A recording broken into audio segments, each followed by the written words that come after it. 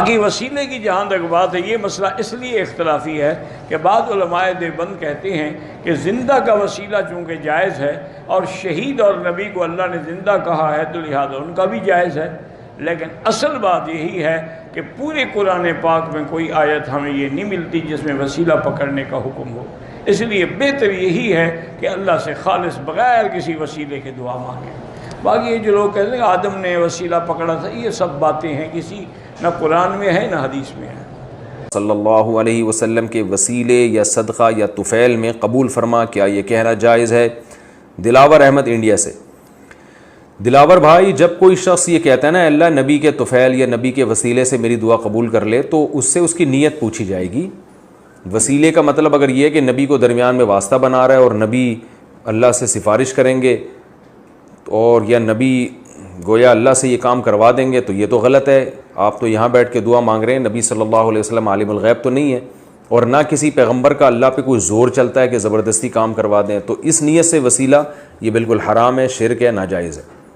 اور اگر آپ کی نیت یہ ہے کہ نبی کے وسیلے سے، یعنی نبی کے محبت اور نبی کے تعلق کے وسیلے سے، کہ ہم نبی کے امت میں ہیں تو اللہ ہم نبی کے امتی ہیں، اور تو نبی صلی اللہ علیہ وسلم سے محبت کرتا ہے تو آپ کے امتیوں کو کی بھی خاص رعایت کرتا ہے، تو نبی کے وسیلے کا مطلب نبی کے امتی ہونے کے وسیلے سے یا نبی سے ہمیں محبت ہے اس وسیلے سے، تو یہ پھر وسیلہ بالعمل ہی ہے اور وہ بالاتفاق جائز ہے۔ تھے حضور کو میں نے یہاں پہ حضور کے ساتھ صحابہ کو ایڈ کر لیا ہے، کیونکہ یہاں تو حضور کو کہنا کہ حضور کے صدقے حضور کے واسطے یہ اے اللہ ہمارا یہ کر دے، تو یہ تو گویا کہ اگر ایسی بات صحیح ہوتی تو صحابہ کرتے، حضور تو نہ کرتے کہ میرے صدقے اے اللہ میری بات یہ قبول کر لے، لیکن صحابہ تو کرتے نا۔ لیکن یہ چیزیں ثابت نہیں ہیں، بس یہ دلیل میرے نزدیک اصل ہے۔ اب آپ اس پر عقلی دلیل لائیں نقلی دلیل لائیں، اس کا کوئی فائدہ نہیں۔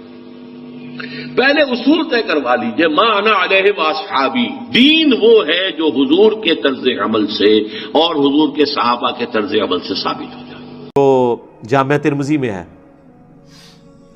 مشکات میں موجود ہے، نبی علیہ السلام نے ابن عباس کہتے ہیں مجھے سواری کے پیچھے سوار کیا اور مجھے کہا ہے بیٹے اللہ اکبر، اللہ کے حقوق کی حفاظت کر، اللہ تیری حفاظت کرے گا۔ ذرا الفاظ غور سے سنیں، اللہ کے حقوق کی حفاظت کر، اللہ تیری حفاظت کرے گا۔ کیا زبردست الفاظ ہے۔ اور اللہ تعالیٰ کے احکامات کی پیروی کر،